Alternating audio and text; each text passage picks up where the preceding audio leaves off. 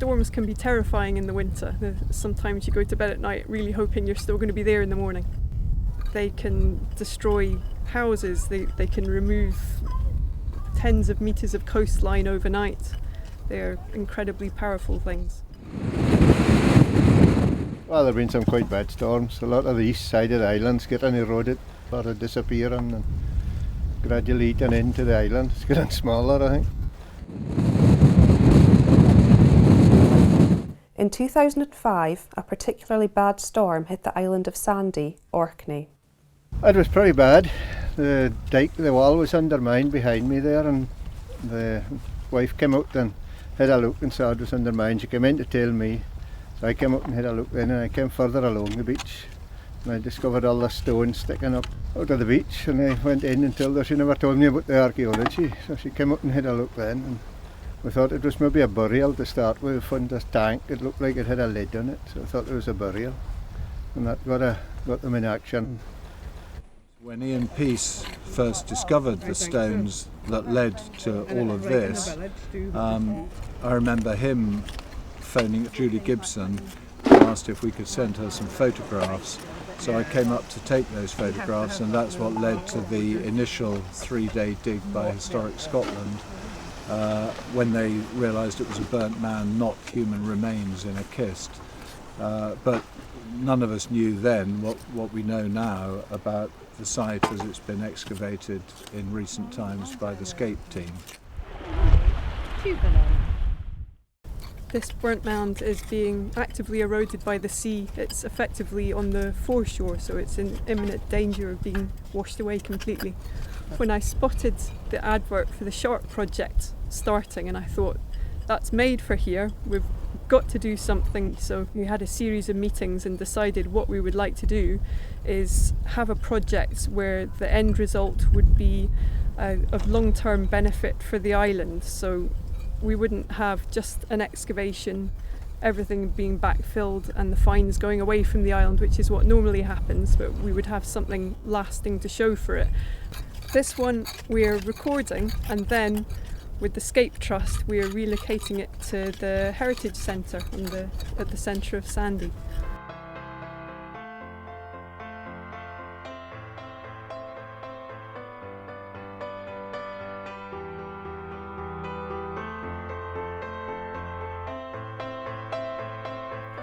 Although burnt mounds are common throughout Europe, the Meur site is one of a small number that have been excavated that contains structures.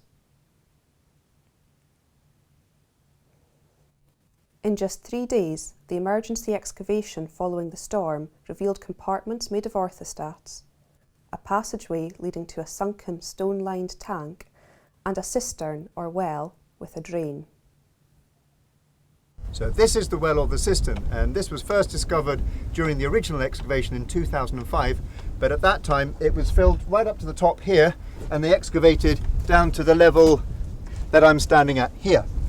We found in total 6 steps, and I'm just walking down them now. And then below the last step there's a little ledge, and I'm now standing at the bottom of the well. We're now going down into the well. So the material you can see there is bedrock, and they've made a large hole, built walls up on the sides, but they've just left the back as bedrock and then placed that lintel spanning the 2 side walls. And there is a gap, which I can put my hand up, between the bedrock and the wall, and presumably what happens is the water would run down the bedrock here and then fill up this chamber. So there we have it. A Bronze Age well. No one knows what burnt mounds were used for, but theories range from tanning hides to brewing, bathing or cooking. The aim of the ShoreDIG project was to re-excavate the structures so that they could be rebuilt further inland. We are moving a burnt mound that's in danger of being eroded by the sea from its original site in Meur up to here at the Heritage Centre. It's a very good thing to have the burnt mound here because it ties in the Heritage Centre, the burnt mound and the croft that we renovated a few years ago, so it gives us a nice little place for tourists. The reconstruction site is a mixture of new build and some of the original stones from the site. So we're leaving the cistern where it was, and we've made the hearth cell here as well from new stone, but the original orthostats and the stones of the tanks are being put into place. And so behind us you can see the work going ahead.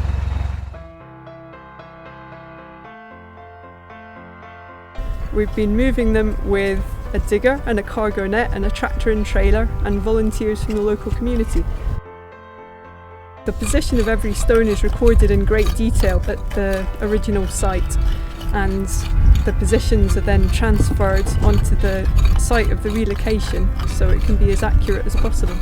I think it is a super way of sort of fixing the past in people's minds. To actually see it in person, you can like get in and around and see what it might have been like. I think it's a really brilliant way of doing it.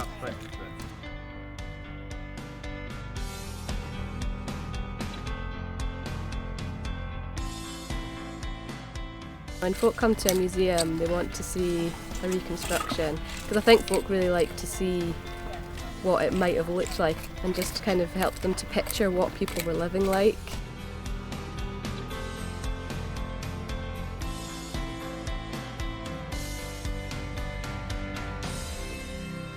You know, that's brilliant that you can just go in and you don't have someone telling you not to touch anything. But especially if you've got little kids, then they love playing around it. And I think that's really good. That's really all that I think the general public are concerned about with archaeology, is they'd like to touch it.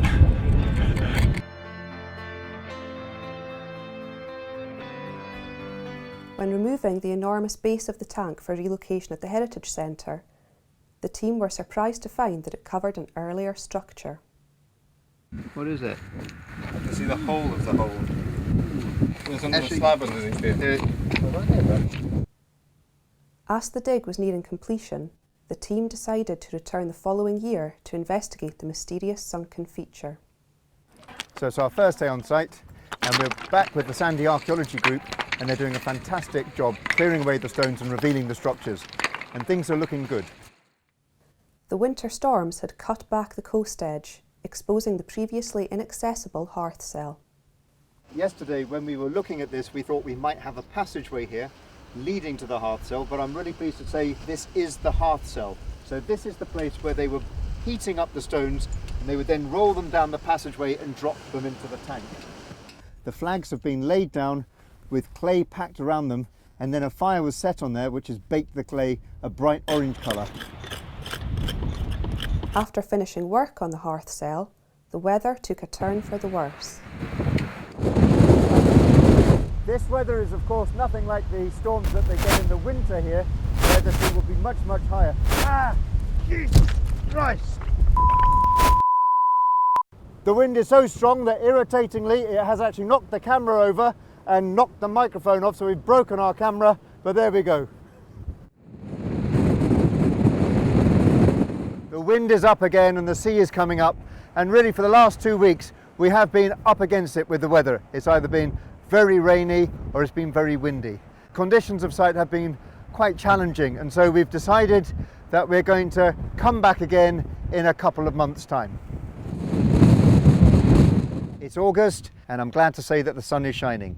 It's been the wettest summer for 3 decades. We've been pumping out the well, and that's helping to take water away from the site, and it means that we have a chance of investigating the mysterious feature in the centre of our site. We have no idea yet how deep this is going to go, but we are sure that this is an early structure. This is much earlier than our burnt mound. Our burnt mound material completely covered this, and then there was a soil layer, and you can see that soil layer here, this reddish stuff, and so our buried feature is earlier than the soil. Certainly is looking as though it may have been collecting water at some point. We have this organic material which we're sampling so that people can look at it and tell us what plants are here, but we actually have plant remains which are visible to the naked eye, and you can maybe see some of these just here. Theory at the moment is this is a Neolithic cistern, and over there we have our Bronze Age water tank. And don't forget, up in Channelwick we found an Iron Age well as well. So in fact we have the prehistoric water collection hat trick. Thank you very much, ma'am. The excavation revealed a wealth of unexpected material, and specialists continue to analyse it. However, the legacy of the project is the contribution of the numerous people who volunteered their time. We've had an incredible interest from the local community. We've had any number of people volunteering, wanting to help out in all sorts of different ways. We're digging at Sanday in the burnt mound. I think it's really good for the community to get involved. And we do have a good community in Sanday. Community archaeology is an excellent idea. More and more folk in Orkney are interested in archaeology, especially when somebody that's a complete novice like me can go and find something. And that's really what everybody's wanting, isn't it? Go and find something like that. We do a lot of archaeology at school, and I'm quite interested in history. It's very cool, and I think you could carry on going deeper and further out and expanding it. It's something you don't ever think you're going to do. You watch it again, you watch it on the TV and see other people doing it, but you never think you'll get the chance to do it yourself. So, yeah, it's definitely a pleasure. You know, communities bring lots of other skills. It's that mix of skills that make community archaeology so important. You can come down, get dirty and dig. I think is something that folk really appreciate, being able to be part of that. You know, you don't have to be an archaeologist, you can come down and help out.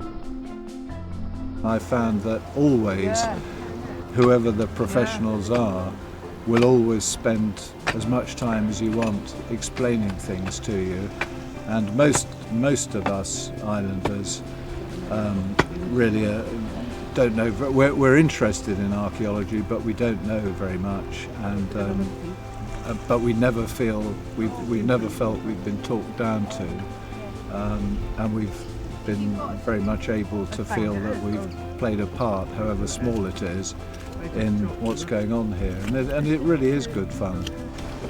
I think that the whole idea of doing some coastal sort of surveys and excavations is a really great idea, because the coasts are prone to erosion, so to record and excavate these sort of sites it's really important to do it before they're lost forever. We've been north, south, east and west on Sanday this week, and everywhere you go there's pockets of serious erosion and there's archaeological sites eroding, and that's just one island. The scale of the damage here, the speed of the destruction is so overwhelming. It would be lost and nobody would know that it was here. And who likes archaeology? Me!